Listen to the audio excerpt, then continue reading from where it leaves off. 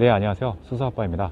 오늘은 그동안 이제 올류렉스턴을 탑승하면서 느꼈던 전반적인 특징들에 대해서 한번 영상에 담아보려고 하는데요. 다른 차량들과 마찬가지로 올류렉스턴 같은 경우에도 이제 장점도 있고, 그 다음에 단점도 있는 그런 차량입니다. 물론 이제 차량의 출고 가격이 이제 높아지면, 단점보다는 이제 장점이 더 많을 이제 확률이 이제 많기는 하겠지만, 저희가 이제 일반적으로 접해볼 수 있는 그런 일반적인 차량들의 경우, 어쨌거나 이러한 두 가지 특징들이 이제 공존하고 있다. 이렇게 이제 보는 게 더 맞을 것 같아요. 올류렉스턴 같은 경우에는 이제 국내에서는 준대형 SUV에 포지셔닝이 되어 있는데요.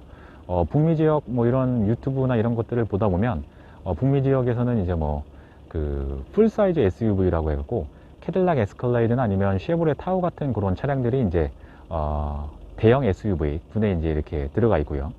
미드 사이즈 SUV라고 해갖고 국내에서는 이제 뭐 출고가 불가능하지만 기아의 뭐 텔룰라이드나 아니면 포드 익스플로러, 국내산 같은 경우에는 이제 뭐 펠리세이드나 모하비 아니면 올류렉스턴 같은 차량들이 미드 사이즈 SUV군에 이렇게 이제 들어가게 되더라고요.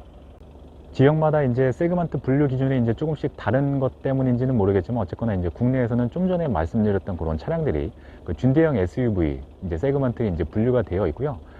그런 부분들 때문인지 어쨌거나 꽤 커다란 차체를 이제 자랑을 합니다. 그리고 그렇게 이제 한덩치하는 그런 차량 사이즈 덕분인지 실내 공간 같은 경우에도 이제 꽤 쾌적하고 넓은 이제 실내 공간을 이제 자랑하는 게 올류렉스턴의 어떤 그 특징 중 하나라고 말씀을 드릴 수가 있을 것 같아요. 만약에 이제 뭐 집안에 자녀가 3명 이상이거나 아니면 뭐 3세대 이상, 그러니까 할아버지, 할머니, 아빠, 엄마, 그 다음에 이제 자녀들, 이렇게 이제 다 같이 차량을 이용하는 경우가 뭐 자주 있다. 그러면 제가 봤을 때는 뭐 코란도 투리스모나 아니면 카니발 같은 이제 미니밴 말고는 이제 대안이 별로 없을 것 같기는 한데요. 만약에 이제 뭐 다 같이 이렇게 차량을 이용하는 경우가 1년에 뭐 한두 번 정도이고, 그 다음에 이제 뭐 집안에 자녀가 뭐 한 2명 이하다. 그런 경우에는 이제 제가 봤을 때는 뭐 미니밴보다는 올류렉스턴 같은 그런 준대형 SUV가 제가 봤을 때는 그 굉장히 탁월한 선택이 될 거라고 이제 생각이 들거든요. 그래서 2열 시트의 어떤 승차감 이런 부분들은 일단 제외하고 공간적인 측면에서만 일단 말씀을 드리면 레그룸 공간 넉넉하고요. 그 다음에 헤드룸 공간도 꽤 여유가 있는 편입니다. 무엇보다 2열 시트 같은 경우에는 139도까지 리클라이닝을 이제 할 수가 있게끔 되어 있기 때문에 이러한 여유로운 실내 공간이 제가 봤을 때는 올류렉스턴의 이제 첫 번째 장점 중 하나가 아닌가라고 이렇게 말씀을 드릴 수 있을 것 같습니다. 지난번 이제 올류렉스턴 그 반절 주행 기능 편에서도 이제 한번 말씀을 드렸지만, 이번에 이제 페이스리프트가 되면서 올류렉스턴에도 이제 드디어 2.5 단계 레벨의 딥 컨트롤 기능이 이제 탑재가 됐습니다. 전방에 이제 카메라 모듈 하고요. 그 다음에 이제 레이더 장치를 활용을 해서 이제 중앙 차선 유지 보조뿐만이 아니라 이제 크루즈 컨트롤, 그리고 이제 전방 차량과의 이 차량 간격을 이제 조절해주는 인텔리전트 크루즈 컨트롤, 이러한 기능들이 이제 탑재가 됐는데요.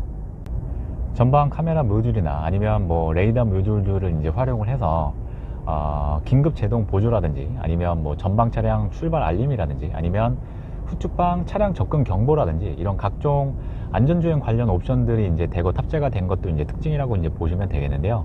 사실 기존에 이제 쌍용 자동차 내에서도 코란도나 이제 티볼리 같은 차량에도 이제 이미 탑재가 되어 있던 이런 그 ADAS 기능들이 나름 이제 플래그십 모델이라고 할 수 있는 올류렉스턴에 이제서야 이제 탑재가 된 건 이제 조금 늦은 감이 이제 없지 않아 있기는 합니다. 향후에 이런 딥 컨트롤 관련된 기능들은 이제 계속 개발이 이제 이루어질 테고요. 지금이야 이제 뭐 2.5단계 반자율 주행 기능들이지만 종국에는 이제 완전 자율 주행 기능이 이제 개발이 돼가지고 일반 차량에도 이제 뭐 탑재가 되고 이제 보급이 될 텐데요. 어쨌거나 현재 시점으로 이 반자율 주행 기능과 관련된 옵션들은 올류렉스턴에도 이제 이렇게 다 탑재가 되어 있고요. 핸들 같은 경우에도 이제 그 전자식 스티어링 휠로 이제 바뀌면서 뭐 EPS나 이런 부분들, 그러니까 조향 감각이나 이런 것들도 굉장히 이질감이 없이 이제 잘 바뀐 거를 이제 볼 수가 있었는데, 다소 늦은 감은 있지만 어쨌거나 이러한 2.5 단계 반자율 주행 관련 기능들이 올류렉스턴에도 이제 탑재가 된 거, 이 부분을 이제 두 번째 특징이라고 이제 말씀을 드릴 수가 있을 것 같아요. 승차감 같은 경우에 이제 뭐 단순하게 이제 승차감이 좋다 나쁘다 이렇게 이제 말씀드리기는 조금 어려운 부분이 있는 것 같아요. 아무래도 이제 승차감 같은 경우에는 좀 주관적인 부분이기도 하고, 그 다음에 좀 정량화하기가 이제 어려운 부분이기 때문에 단순하게 이제 말씀드리기가 좀 어렵지 않나 이제 그렇게 생각을 하는데요. 저 같은 경우에 이제 올류 렉스턴의 이제 승차감이 아무래도 이제 뭐 기본적인 기본기는 이제 하는 것 같고, 그 다음에 이제 평균 이상이다, 이렇게 이제 뭐 판단은 되는데, 뭐 다른 사람 같은 경우는 좀 상대적으로 이제 승차감이 이제 별로다라고 이제 생각을 할 수도 있는 부분이기 때문에, 또 1열 시트에 이제 탑승한 탑승객하고, 그 다음에 이제 또 2열 시트에 이제 탑승객하고 느끼는 이제 승차감이 이제 또 다를 수가 있는 부분이라서, 사실 이제 뭐 승차감이 이제 단순하게 좋다 나쁘다 이렇게 이제 말씀드리는 건 조금 어려운 그런 어떤 분야 같습니다. 저는 이제 승차감이 뭐 단순히 어떤 서스펜션의 퀄리티만으로 이제 결정이 되는 부분은 아니라고 보고, 일단 종합적으로 뭐 엔진룸에서 이제 발생하는 뭐 진동이나 소음, 아니면 뭐 노면에서 이제 뭐 올라오는 뭐 진동이나 소음, 이런 것들이 이제 탑승객들이 이제 종합적으로 느껴가지고 승차감이 좋다 나쁘다 이렇게 이제 그 받아들여지는 부분이 맞다라고 이제 보거든요. 올류 렉스턴 같은 경우에는 이제 잘 아시는 것처럼 바디온 프레임 차량인데요. 바디온 프레임 차량 같은 경우에는 국내 같은 경우에는 이제 기아 모하비하고, 그 다음에 이제 쌍용의 렉스턴, 이렇게 이제 2대 정도만 남아 있는 상황이죠. 바디온 프레임 차량에 대해서 이제 뭐 이렇게 말씀을 하시는 경우도 있더라고요. 이게 아무래도 이제 프레임 바디가 어느 정도 주행 거리가 이제 누적이 돼야 자리를 잡히고, 거기에 따라서 이제 좀 승차감이 이제 개선이 되는 그런 어떤 특성이 있는데, 저 같은 경우는 이제 뭐 바디온 프레임의 어떤 특징 때문인지는 몰라도, 뭐 도심 주행에서나 아니면 이제 고속도로 주행에서나 약간 좀 묵직한 주행감을 이제 제공하는 게 이 올류 렉스턴 승차감의 어떤 특징이 아닐까, 이렇게 이제 생각을 합니다. 그래서 이러한 어떤 묵직하고 그 다음에 이제 안정적인 주행 감각이 바디온 프레임 차량의 어떤 특징이라고 이제 말씀을 드릴 수가 있을 것 같은데요. 저는 이제 거기에 더불어서 물론 이제 그런 일이 있으면 안 되겠지만, 어쨌거나 이제 약간 바디온 프레임의 특성상 혹시나 이제 사고가 발생하더라도 이 탑승객을 굉장히 좀 안전하게 좀 지켜줄 것 같다라는 그런 어떤 안도감 같은 것들이 이제 그 올류 렉스턴의 어떤 장점 중에 하나가 아닌가, 이제 그렇게 좀 말씀을 드릴 수가 있을 것 같습니다.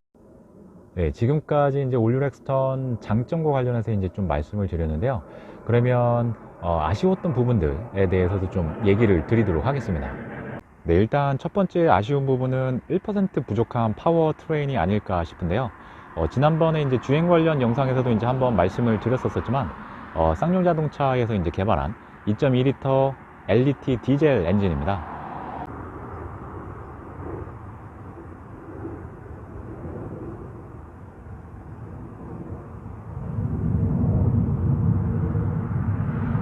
해당 엔진 같은 경우에는 이제 기존에 페이스리프트 되기 전에 G4 렉스턴에도 이제 사용이 됐었던 엔진이고요. 그리고 뭐 지금 현재 뭐 렉스턴 스포츠나 렉스턴 스포츠 칸, 아니면 기존의 이제 뭐 모델들 뭐 코란도 투리스모나 코란도 스포츠에서도 이제 두루두루 사용이 됐었던 이제 그런 엔진입니다.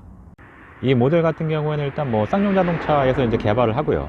여러 모델에서 이제 사용이 되고 있기 때문에 확실히 좀 검증이 된 엔진이다, 이렇게 이제 말씀을 드릴 수도 있을 것 같고, 그 다음에 이제 기존의 G4 렉스턴에서도 이제 동일한 엔진이 이번에 올류 렉스턴에서도 이제 사용이 되고 있지만, 이번에 이제 뭐 터빈 사이즈라든지 아니면은 엔진 세팅이 이제 새롭게 되면서 전체적으로 이제 그 출력이 개선이 됐거든요.